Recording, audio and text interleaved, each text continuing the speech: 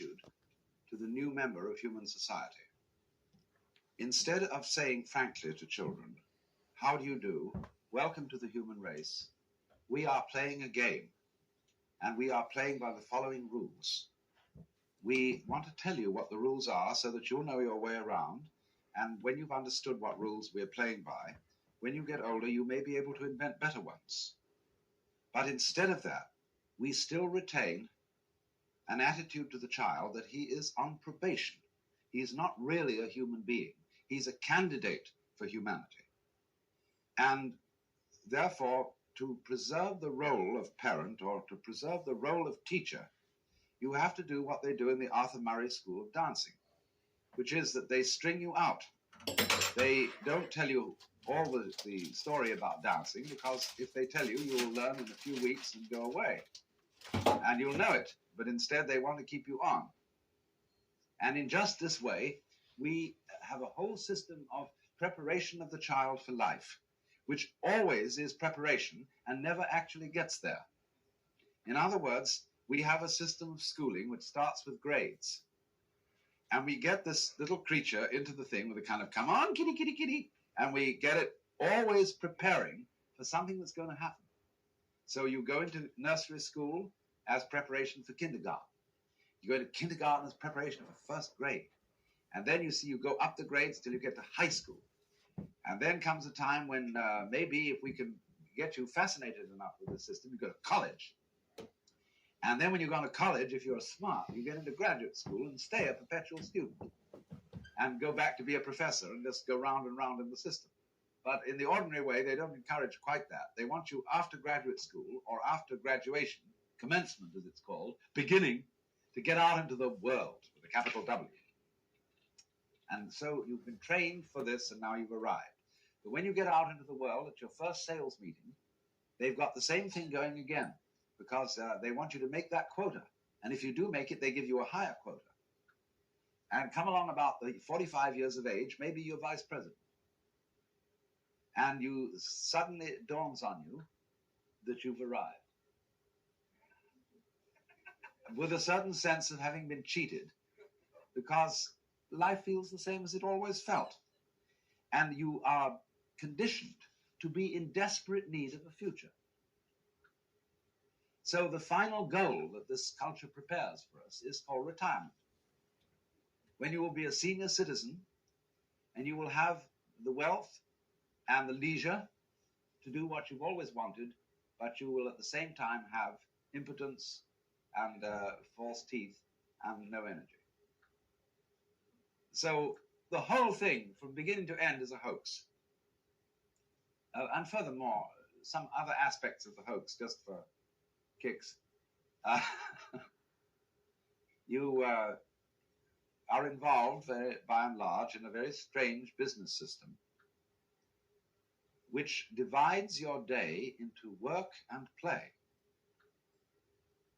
Work is something that everybody does, and you get paid to do it because nobody could care less about doing it. In other words, it is so abominable and boring that you can get paid for doing it. And the object of doing this is to make money. And the object of making money is to go home and enjoy the money that you've made. When you've got it, you see, you can buy pleasure. And that this is a complete fallacy. Money never can buy pleasure, because all pleasures depend upon not putting down a symbol of power, money, but upon disciplines. In other words, now in Sausalito, where I live, we have pier after pier full of fine boats, motor cruisers, sailing boats, all sorts of things, which nobody ever uses, because they've been bought on the falling for the ad line that if you buy this thing, you will have pleasure, you will have status, you will have something or other. But then they suddenly discover that having a boat requires the art of seamanship, which is difficult but rewarding. Therefore, nobody has time for it, and all they do with the boats is have cocktail parties on them at the weekend.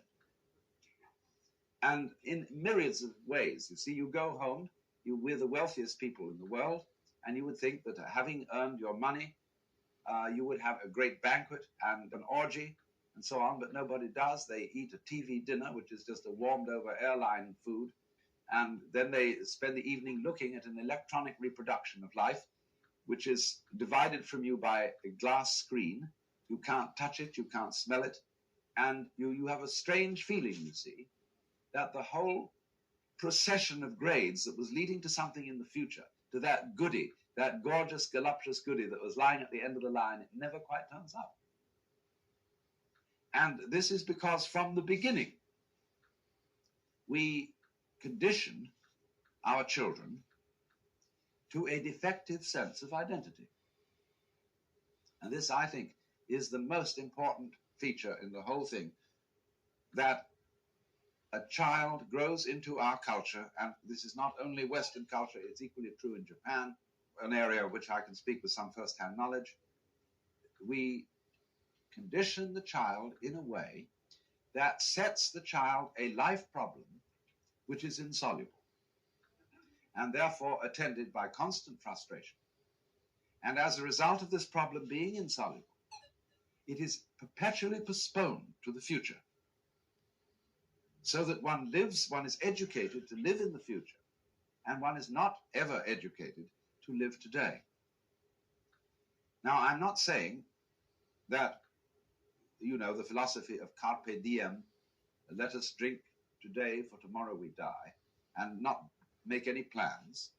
What I am saying is that making plans for the future is of use only to people who are capable of living completely in the present. Because when you make plans for the future and they mature, if you can't live in the present, you are not able to enjoy the future for which you have planned. Because you will have in you a kind of syndrome, whereby happiness consists in promises and not in direct and immediate realizations. So long as you feel that tomorrow it will come. See, on a dollar bill, it always says promise to pay. It's a promissory note. And nobody ever can come across, because the promise is tomorrow, and we say in common speech, tomorrow never comes. But everything is based on the idea, you see, that you will get it tomorrow, and you can enjoy yourself today so long as tomorrow looks bright. But Confucius once said, a man who understands the Tao in the morning can die contentedly in the evening. That is to say, if you have ever lived one complete moment, you can be ready to die. You can say, well, that was it. That was the good. That I've had it. You see? But if you never lived that complete moment, death is always the guy who comes into a bar at 2 o'clock in the morning and says, time, gentlemen, please. And you say, oh, please, one more drink. Not yet. Because you haven't really had the feeling that you ever had it, that you ever got there. Now then, the main factor in this kind of conditioning seems to me to be, as I said, the way in which we give children a sense of identity. And in this respect, we do something extraordinarily odd. We define a person. Consider this for a moment, this word person. Harry Emerson Fosdick once wrote a book called How to Be a Real Person. And this, in translation, means how to be a genuine fake. Because the word person means a mask. The persona, the mask worn by actors in Greco-Roman drama, which was a megaphone-mouthed mask, so that through which persona, the sound goes. And so at the beginning of a play script, you will see the dramatis personae, the persons of the drama, that is to say, the list of the masks that the actors are going to wear. But the word has so fallen from its original use that to be a person has come to mean your real identity, your true, sincere, honest self, the person. And we say of someone then, he's a real person. That means he's genuine.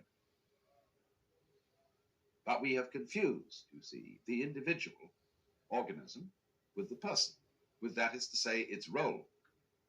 And we have defined the role of the person in such a way that it condemns everybody so defined to perpetual frustration. Now, how is this so? When you are a child, your parents, your peers, your teachers, your uncles and aunts are very anxious to define you. And what they are going to tell you is that you are a free agent. You are responsible. That is to say, you are an independent first cause. You are an origin of actions and thoughts and feelings. And we can praise you or blame you for what you do. And above all, we require of you that you love us. You love your parents, you love your brothers and sisters. As Fred said, a child is not allowed to say, to let that baby sister go back where it came from, because that is not nice. All nice children love their brothers and sisters and their parents. Not, of course, because we tell you to do so, but because you see now here what's going on. You are required and commanded to do certain things which will be appreciated only if you do them voluntarily. Now, you see, when your identity is defined by society, you cannot resist it. You don't have the knowledge, you don't have the wisdom, you don't have the resources to understand that something's being put over on you. You cannot but help believe the definition of you as a free agent. But you believe yourself to be a free agent as a result of not being free. That is to say, of being hopelessly unable to resist society's identification of you. So in the whole sense of our personality, there is a contradiction. And that is why the sense of ego, of being oneself, is simultaneously a sense of frustration. The feeling of I-ness, so far as most people are concerned, is a feeling of tension between the eyes and behind them. Trigant Barreau, a remarkable man, did some studies about two kinds of awareness, which he called ditension and cotension. Ditentive is the normal kind of awareness that we have, of being a skin-encapsulated ego, of being separate from the environment, and of confronting an external objective world, of which we are the independent observer. And this myth, he said, goes hand in hand with a physical state, which is a state of tension between the eyes. Then he defined cotension as another form of awareness, which you might call a certain kind of openness, in which you realize that the external world is just as much you as anything inside your skin, and that you are not something that comes into this world on probation and doesn't really belong. This is, you see, the attitude that we foster in the child, but that you are something not that comes into the world, but comes out of it, in the same way as a flower comes out of a plant or a fruit comes out of a tree. That you are an expression, you as a human being are a symptom of nature, and that you really belong there, and that furthermore your actual self, what is finally and fundamentally you, is not a separate and lonely part of the world, but the real you is the world itself, everything that there is, expressing itself as this particular organism here and now, and of course, as you look across the room, as all these other organisms in their here and now, we are all tits on the same sow, if I may put it so crudely. Or if you want to put it more poetically, rays from the same sun.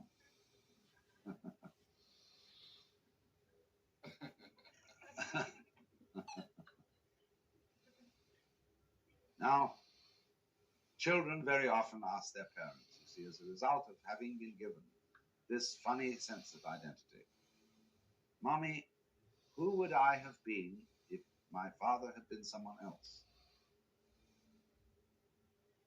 This is a very common child's question, because the child gets the message from the parents using the English language, French language, the German language, or whatever, that I am somewhat in my body. You gave me my body. But who am I to whom this was given? You see? You can say to a girl in our culture, darling, you're absolutely gorgeous. You're so beautiful. And she says, how like a man. All you think about is bodies. I may be beautiful, but that's my parents gave me my body. But I want to be admired for myself and not for my chassis. And this poor girl is a chauffeur.